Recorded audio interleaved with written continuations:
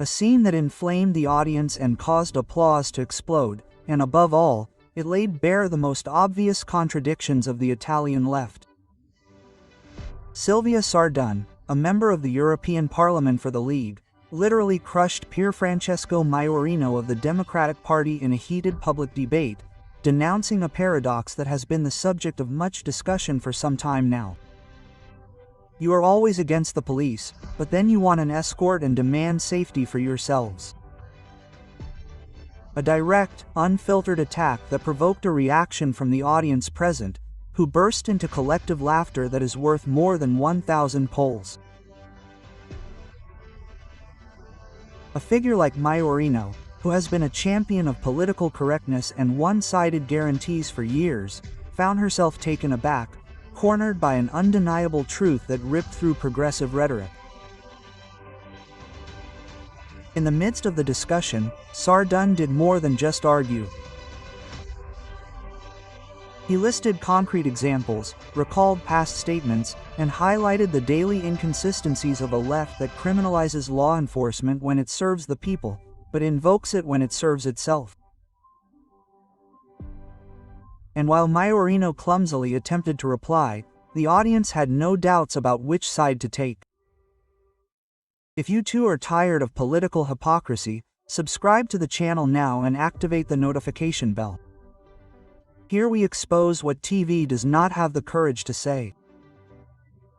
The debate in question took place during a round-table discussion on urban security, migration policies, and respect for institutions.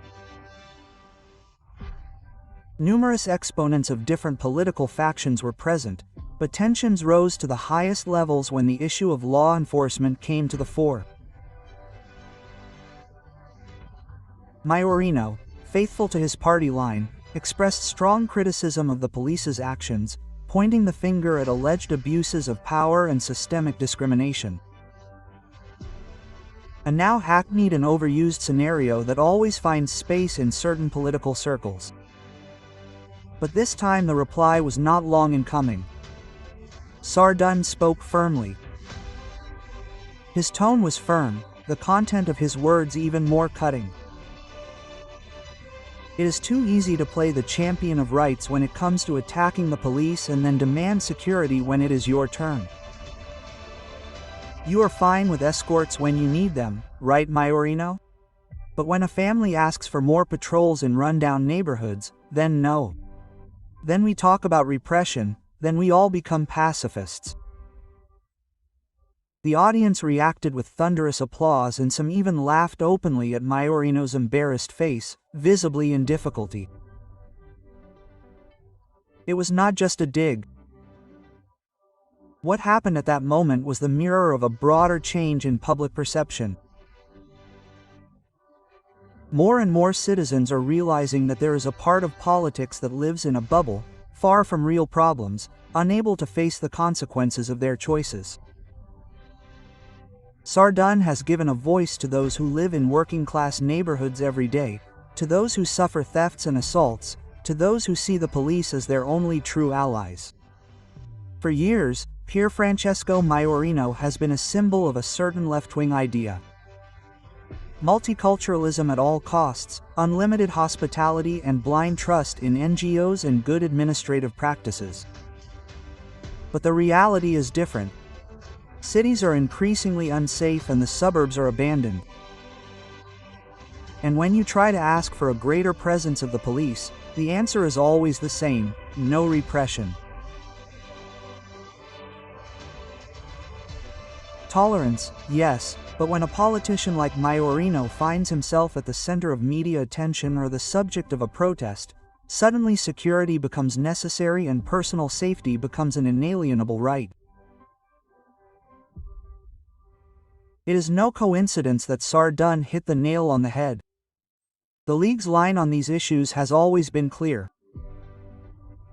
Respect for the police, the fight against urban decay, serious immigration policies, and above all, consistency. You can't delegitimize those who risk their lives every day to protect the community just because it's convenient during an election campaign, and you can't demand protection without giving value to those who guarantee it. One of the points Sardone touched on was the degradation of Milan Central Station. For years it has been the scene of petty crime, drug dealing, and assaults. It was a symbolic place for Majorino's administration during his time as social policy assessor.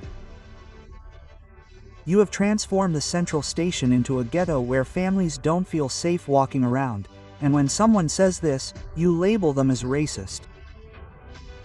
But the truth is there for all to see. The public has once again reacted with consensus, and here the question arises spontaneously. Is it right to demand safety for oneself and deny it to others in the name of do-goodism? Is it legitimate to ask for escorts when you are in danger, but leave those who experience daily insecurity in the suburbs without protection? Write it in the comments. In your opinion, is it hypocrisy or simple political inconsistency? The biggest problem highlighted by this verbal clash is not just the current controversy, it is the total lack of vision on the part of a certain left that, in order not to appear repressive, has stopped defending citizens. Those who live in difficult neighborhoods, those who have children to send to school in areas where crime is the order of the day, those who have seen their store ransacked without anyone intervening, have a clear idea of which side they are on. And this explains why. Every time a voice like Sardone's is raised, applause is automatic. If you also want to support those who have the courage to tell the truth that is never heard on talk shows, like the video and subscribe to the channel to support those who fight against hypocrisy.